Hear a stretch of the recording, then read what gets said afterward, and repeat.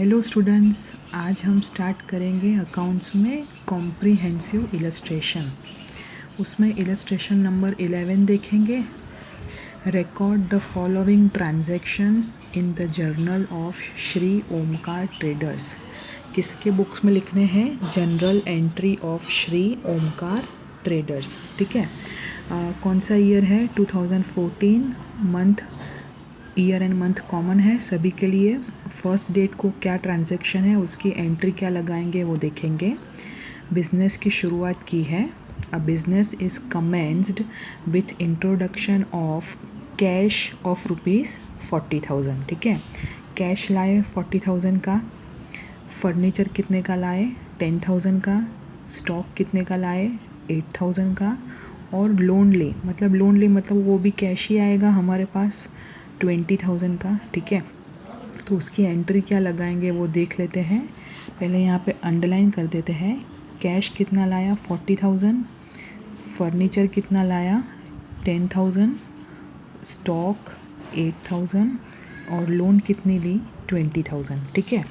तो यहाँ पे एंट्री देख लेते हैं फर्स्ट डेट को। ठीक है। Cash account debit. क्यों 60,000? क्योंकि 40,000 है और बाकी का 20,000 लोन है। ठीक है। जो यहाँ पे प्रगनास लोन है 20,000। ठीक है। बाकी सब कैपिटल आएगा, सिर्फ बाहर से जो बोरोइंग्स की है वो टू प्रगनास लोन अकाउंट में क्रेडिट होगा। ठीक है। तो प्रगनास लोन अकाउंट क्रेडिट और कैश में आया, पैसा लिया, लोन ली, मतलब हमारे पास कैश ही आएगा। तो कैश अकाउंट डेबिट होगा 60,000, प्रगनास लोन में क्रेडिट होगा 20,000 और बाकी सब जाएगा कैपिटल में। फिर और क्या क्या लाए हैं? फर्नीचर लाए हैं 10,000 का। ठीक है। गुड्स लाए हैं, स्टॉक यानी कि 8,000 का। तो इसमें से 20,000 जो है वो तो लोन है। ठीक है। तो बाकी का जो 40,000 है, ठीक है, और ये 10,000 और ये 8,000, इस तरह से कितना होगा? 58,000 किस में क्रेडिट होगा? कैपिटल अकाउंट में, क्योंकि ये सब बिजनेस चालू करने के लिए हमने सब लाया। ठीक है। कैश लाई, फर्नीचर लाया, गुड्स लाया और 20,000 कम पड़ते थे हमारे पास, तो हमने उसके लिए लोन ले ली। ठीक है। तो यहाँ पे नरेशन लिख लेंगे। Being a business is commence with the introduction of cash 60,000, यानी कि लोन के 20,000 और हमारी खुद की कैश 40,000। फर्नीचर है 10,000 का, गुड्स है, स्टॉक है 8,000 का और लोन है प्रगना की 20,000 की। ठीक है। तो नरेशन इस तरह से लिख लेंगे। अब हम नेक्स्ट ट्रांजैक्शन देखेंगे। At the time of inaugural of shop, दुकान का उद्घाटन हुआ, उसके लिए आइसक्रीम बेचा और बाकी के खर्चे किए 3,500। ठीक है। तो ये सब परचूरन खर्चा है, तो हम किस में डेबिट कर देंगे? सन्ड्री एक्सपेंस में डेबिट कर देंगे। ठीक है। कितना का है? 3,500। ठीक है।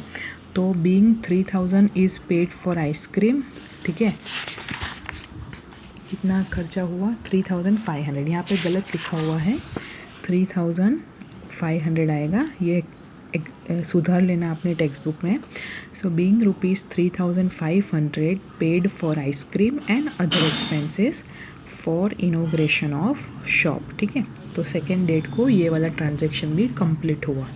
अब हम देखेंगे नेक्स्ट वाला क्या हुआ। Opened bank account with bank of Baroda. ठीक है। Bank of Baroda by depositing ₹20,000 in cash. Bank account में खाता खुलवाया, बैंक में खाता खुलवाया 25,000 कैश डिपॉजिट करके। ठीक है। तो बैंक इज़ द रिसीवर। ठीक है। और क्या गया हमारे पास से? कैश। तो एंट्री क्या आएगी? बैंक इज़ द रिसीवर, तो debit the receiver, personal account का रूल। तो bank account debit 25,000 to cash account 25,000। ठीक है। तो अकाउंट ओपन किया बैंक ऑफ बड़ौदा के साथ बाय डिपॉजिटिंग ₹25,000 इन कैश। ठीक है। तो ये वाला सेम है। ठीक है। फिर क्या है वो देख लेते हैं। इलेक्ट्रॉनिक वेइंग मशीन, जो कि डेड स्टॉक माना जाता है, क्योंकि जब हम बेचने जाएंगे तो इसकी कोई कीमत नहीं आएगी, क्योंकि इलेक्ट्रॉनिक जैसा है। ठीक है। इलेक्ट्रॉनिक आइटम है, वो जैसा ही हमारे घर पे आता है ख़रीद के, वो सेकेंड हैंड माना जाता है। और जब हम इसको बेचने जाते हैं तो कुछ भी कीमत नहीं आती, भंगार की तरह वो बिकता है, स्क्रैप, ठीक है। तो इसलिए इसको डेड स्टॉक माना जाता है।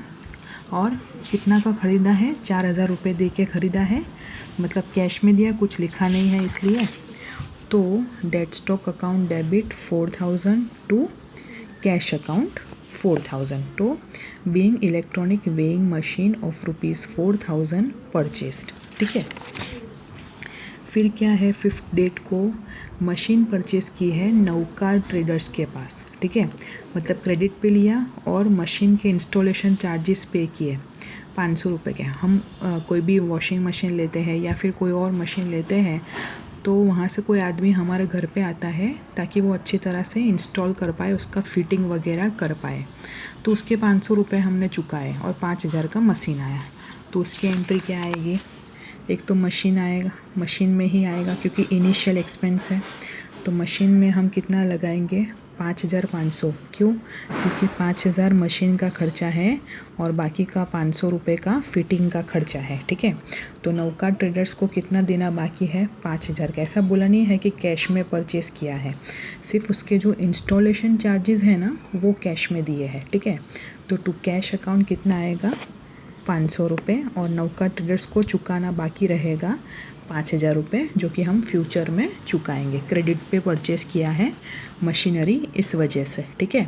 तो machinery of ₹5000 purchased on credit for Nauka traders and paid ₹500 in cash for installation. क्योंकि मशीनरी खरीदते वक्त इंस्टॉलेशन के चार्जेस हमने दिए हैं तो वो मशीन में ही इंक्लूड हो जाएगा। इंस्टॉलेशन चार्जेस ऐसा खर्चा डेबिट नहीं करना पड़ेगा क्योंकि ये इनिशियल एक्सपेंसेस है। मशीन नया ख़रीदा है, उसको फिटिंग करने के लिए ये खर्चा हमने लगाया है तो वो मशीन में ही जाएगा, ठीक है। अगर बाद में कोई खर्चा आता है रिपेयरिंग का, मशीन बिगड़ जाता है एक बार फिटिंग करने के बाद, तो वो जो तो खर्चा होगा उसमें डेबिट होगा, ठीक है। पर क्योंकि ये मशीन खरीदते वक्त पहली बार खर्चा हुआ है तो वो मशीन में ही ऐड होगा, ठीक है। फिर है 8th डेट को goods of ₹10,000 are purchase from Shivam traders. Goods किसके पास से लिए, शिवम ट्रेडर्स के पास से। कैश में नहीं लिया है, मतलब क्रेडिट पे लिए। कितना, 10% ट्रेड डिस्काउंट और ₹50 पेड फॉर कैरेज, ठीक है। ट्रेड डिस्काउंट पे लिए जिसकी कोई एंट्री नहीं लगाई जाती। अगर कैश डिस्काउंट पे लिए होते तो हम एंट्री डिस्काउंट अकाउंट में डेबिट करते या क्रेडिट करते, पर क्योंकि यहाँ पे ट्रेड डिस्काउंट है, ठीक है। कितना है, 10%। तो 10,000 पे 10% कितना आएगा, 1000 रुपये आएंगे, ठीक है। तो एक्चुअली परचेज़ कितने का हुआ, 9000 का हुआ। 10,000 माइनस 1000, तो 9000 का शिवम ट्रेडर्स के पास से माल लिया, 50 रुपये गाड़ा भाड़ा दिया, ठीक है। गाड़ा भाड़ा दिया मतलब वो अलग सा खर्चा है, वो परचेज़ में इंक्लूड नहीं होगा, ये असेट नहीं है, गुड्स है इसलिए। तो परचेज़ अकाउंट डेबिट होगा 9000, मैंने आपको समझाया उस तरह। कैरेज कितना दिया, 50 रुपये कैश में दिए, तो टू कैश अकाउंट 50 रुपीज़। और शिवम ट्रेडर्स के पास क्रेडिट में माल ख़रीदा है, ठीक है। तो शिवम ट्रेडर्स अकाउंट क्रेडिट होगा 9000, ठीक है। तो यहाँ पे नरेशन लिख लेंगे, being goods of ₹10,000 purchased from Shivam traders at 10% trade discount and paid carriage of ₹50 in cash, ठीक है। तो इस तरह से एंट्री लगानी पड़ेगी। नेक्स्ट क्या है, हाउस रेंट, यानी कि हमारे घर का भाड़ा। जो ओमकार ट्रेडर्स का मालिक है उसके घर का भाड़ा दिया, अपने दुकान में से दे दिया, मतलब एक तरह का ड्राइंग हुआ, पर्सनल एक्सपेंस है। तो हाउस रेंट कितना पे किया, 7000, और उसके खुद की लाइफ इंश्योरेंस प्रीमियम दी चेक से। क्योंकि ये खुद का खर्चा है और बिज़नेस में से दिया है तो ये ड्राइंग्स माना जाएगा, ठीक है। उसने दुकान में से पैसा लेकर अपने खुद का खर्चा किया, तो ड्राइंग्स अकाउंट में डेबिट होगा और बैंक से दिया है, ठीक है। चेक से दोनों खर्चे दिए हैं, नहीं सॉरी, यहाँ पे क्या है, पेड लिखा है, ठीक है। ये क्या है, यहाँ पे कुछ लिखा नहीं है कि बाई कैश या बाई चेक, तो ये कैश में दिया है, ठीक है। और यहाँ पे स्पेसिफिकली लिखा है कि जो लाइफ इंश्योरेंस था ना 1200 रुपये का, वो चेक से दिया है, तो यहाँ पे बैंक, ठीक है। तो ड्राइंग्स अकाउंट जो होगा 7,000 प्लस 1,200, दोनों ड्राइंग्स ही है हमारे लिए 8,200। कैश में दिया हाउस रेंट, तो यहाँ पे 7,000 आएगा, और यहाँ पे जो लाइफ इंश्योरेंस प्रीमियम है वो चेक से पेमेंट हुआ है, तो 1,200 रुपये हम बैंक अकाउंट में क्रेडिट करेंगे। तो यहाँ पे लिख लेंगे being house rent of ₹7,000 paid in cash and 1,200 LIC premium paid by cheque. ठीक है, तो यहाँ पे ये चीज़ का बहुत ही ध्यान रखना है कि कौन सा खर्चा कैश में दिया है और कौन सा खर्चा चेक से दिया है। ठीक है, अगर कुछ भी लिखा नहीं होता है तो हम क्या अज्यूम करते हैं, वो कैश से दिया है। ठीक है, फिर क्या है 12 डेट को goods of ₹5,000 sold to Akash traders. ठीक है, एट 10% ट्रेड डिस्काउंट, जिसकी कोई एंट्री नहीं आएगी, सिर्फ माइनस करके लिख देंगे। और 10% कैश डिस्काउंट भी है अगर उसने पेमेंट कर दिया 10 दिन में, मतलब अभी की बात नहीं है। अगर उसने 12 तारीख से लेकर 10 दिन के अंदर अंदर पैसा चुका दिया तो उसको हम 10% और कैश डिस्काउंट देंगे। अभी हम सिर्फ क्या दे रहे हैं, ट्रेड डिस्काउंट। ठीक है, तो आकाश ट्रेडर्स को हम 5,000 का माल 10% ट्रेड डिस्काउंट में दे रहे हैं, तो 5,000 का 10% कितना होगा, 500 होगा। तो हम माइनस करके लिखेंगे 5,000 माइनस 500, तो 4,500 का अभी सिर्फ एंट्री लगाएंगे। तो Akash traders account debit to sales account 4,500। क्या ध्यान रखना है, 12 डेट से 10 दिन के अंदर अंदर अगर उसका पैसा आ जाता है तो हम उसको कैश डिस्काउंट प्रोवाइड करेंगे। ठीक है, ओके। अब हम देखेंगे नेक्स्ट, आकाश ट्रेडर्स ने हाफ अमाउंट 15 तारीख को ही दे दिया, मतलब 10 दिन के अंदर अंदर चुका दिया उसने पैसा, पर कितना चुकाया, हाफ। ठीक है, फॉर ट्रांजेक्शन डेटेड 12th, तो उसने 4,500 का माल बेचा था जिसमें से हाफ पैसा उसने चेक से दे दिया। तो 4,500 का हाफ कितना होगा, 2,250। आप कैलसी लेके बैठना, जब भी अकाउंट्स का सम करते हैं आपको कैलसी और अपना बुक और पेन साथ में रखना है। 2,250 का उसने चेक से पेमेंट कर दिया, तो हमारी शर्त क्या थी, अगर वो दे देगा तो हम उसको 10% कैश डिस्काउंट देंगे। तो इसके 10% कितने होंगे, 225 होंगे, तो 10 2 2025। ठीक है, तो यहाँ पे एंट्री लगाएंगे, चेक कितने का आएगा, 2025। ठीक है, डिस्काउंट अकाउंट हमारा खर्चा है, हमने वादा किया था कि आप 10 दिन में पैसा दे दोगे तो हम आपको डिस्काउंट प्रोवाइड करें, मतलब आपके पास से इतना कम लेंगे, तो हमारे बिज़नेस के लिए तो वो नुकसान हो जाएगा। तो 225 अकाउंट किस में डेबिट करेंगे, डिस्काउंट अकाउंट में, और आकाश ट्रेडर्स के पास से कितना पैसा मिलेगा हमें, 2,250। ठीक है, कितना लेना था, 2,250, जो मैंने आपको आगे समझाया। So being from Akash traders for half payment of ₹2,250, cheque मिला कितना, 2,025, और बाकी का 10% कैश डिस्काउंट। यहाँ पे कौन सा डिस्काउंट है, कैश डिस्काउंट। ठीक है, अब हम देखेंगे नेक्स्ट वाला 18 में क्या है, आकाश ट्रेडर्स हैज़ रिटर्न्ड बैक, मतलब जो हमने माल बेचा था उसने वापस दे दिया। तो Akash traders has returned back goods of ₹700, मतलब ये किस तरह का ट्रांजैक्शन हुआ, सेल्स रिटर्न का। हमने उसको आगे सेल्स किया था, उसमें से 700 रुपये का जो माल था वो उसने वापस कर दिया। ठीक है, तो सेल्स अकाउंट क्रेडिट होता है तो सेल्स रिटर्न अकाउंट क्या होगा, डेबिट होगा। तो सेल्स रिटर्न अकाउंट डेबिट 700 किसने वापस कर दिया, आकाश ट्रेडर्स ने, तो to Akash traders account 700। So being goods of ₹700 is returned by Akash traders. ठीक है, तो आकाश ट्रेडर्स ने 700 रुपये का माल हमें वापस कर दिया। 20 डेट को देखेंगे, ₹2,000 withdrawn from bank of Baroda for shop expense. ठीक है, तो किसके लिए हमने विड्रॉ किया पैसा, दुकान के खर्चे के लिए, पर्सनल यूज़ के लिए नहीं किया है। ठीक है, तो अगर हम विड्रॉ करते हैं तो हमारे पास पैसा आएगा, तो कैश अकाउंट डेबिट होगा, डेबिट व्हाट कम्स इन, और कहाँ से विड्रॉ किया, बैंक ऑफ बड़ौदा में से। तो यहाँ पे लिखेंगे cash account debit to bank of Baroda 2000 और यहाँ पे नरेशन लिख लेंगे। बीइंग ₹2000 विड्रॉन फ्रॉम बैंक, यानी कि बैंक ऑफ बड़ौदा में से उपाड़ लिया फॉर शॉप एक्सपेंस। ठीक है, अब हम देखेंगे नेक्स्ट वाला 21 में क्या है। Goods of ₹6000 purchased from Amar traders at 10% trade discount and 5% cash discount. ठीक है, half the amount is paid in cash. अभी ये बहुत ध्यान रखना, कितना का माल ख़रीदा है, 6000 का। ट्रेड डिस्काउंट तो समझ में आता है, ठीक है, पर कैश डिस्काउंट हम कब देंगे, जब हमें पैसा मिलेगा।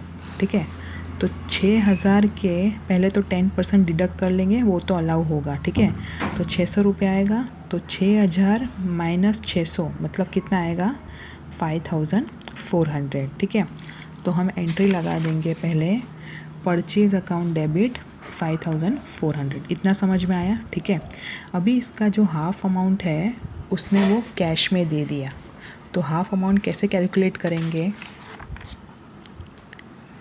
5400 डिवाइड बाई 2, तो 2 2 ज़ा 4, 2700। तो जितना उसने पैसा दिया उस पे ही हम कैश डिस्काउंट देंगे। बाकी कैश डिस्काउंट कब दिया जाता है, जब हमें पैसा मिलता है, तो उस पे हम 5% प्रोवाइड करेंगे। तो 5% इसका कितना होगा, 7 5 35, 135। तो बाकी का पैसा हमें मिल जाएगा। ठीक है, 2565।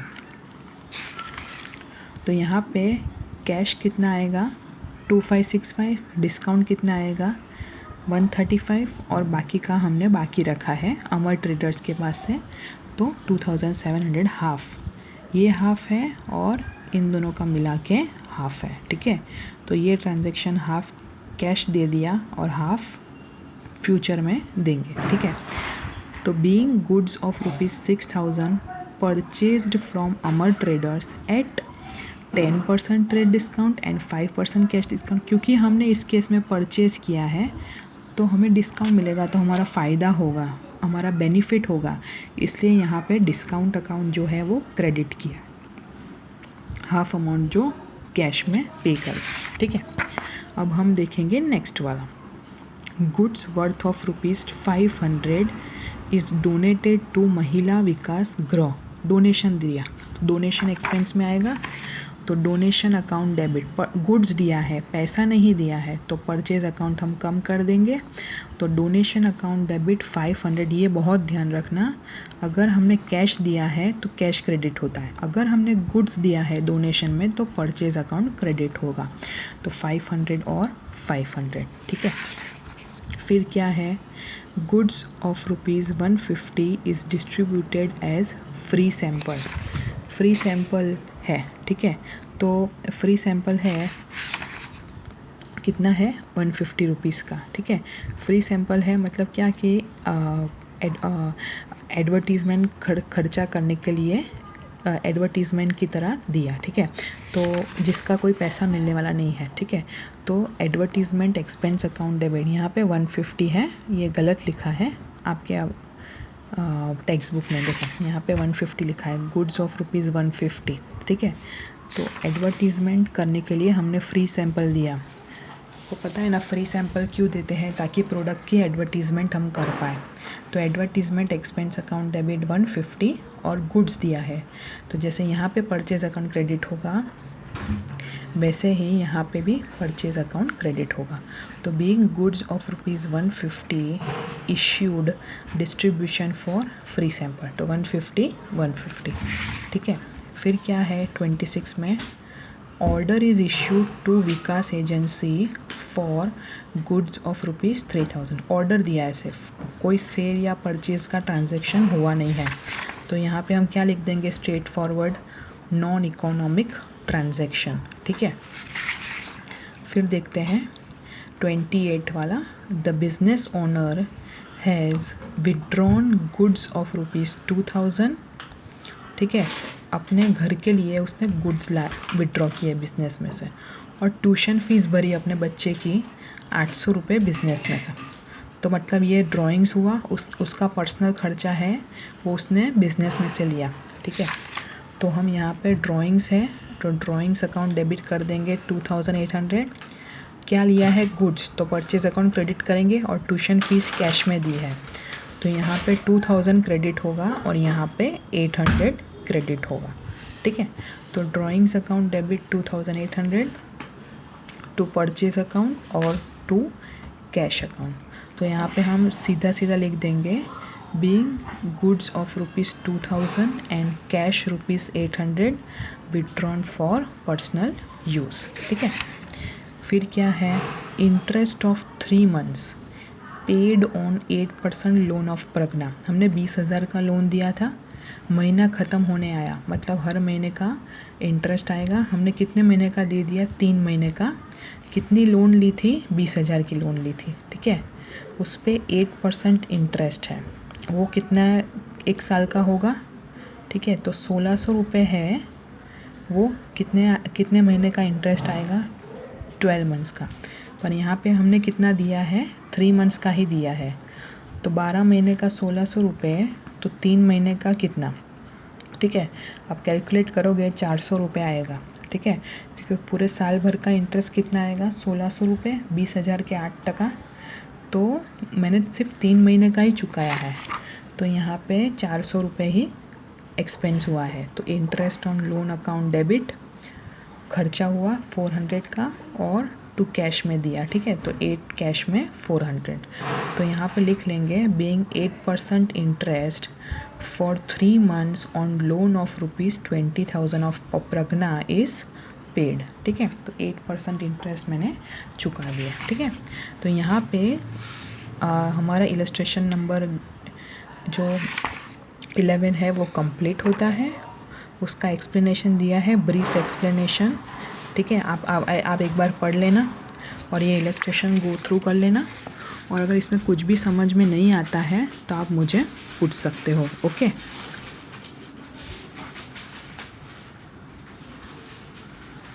तो यहाँ पे हमारा इलस्ट्रेशन नंबर 11 कंप्लीट होता है। इलस्ट्रेशन नंबर 11 कंप्लीट होता है। इसके रिलेटेड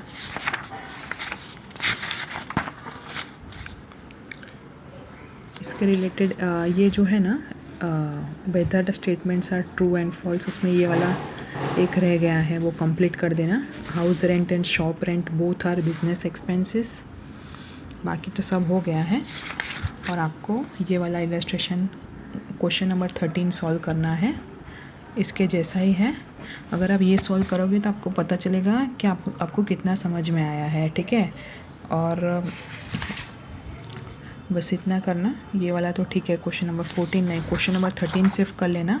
ठीक है, और इसमें कुछ भी समझ में नहीं आता है, और इलस्ट्रेशन में भी अगर कुछ समझ में नहीं आता हो तो यू कैन आस्क मी। ये होमवर्क आपको कंपलसरीली करना है, और मुझे पिक्स भेजो ताकि मैं चेक कर पाऊँ आपका बराबर है या नहीं। Okay, thank you.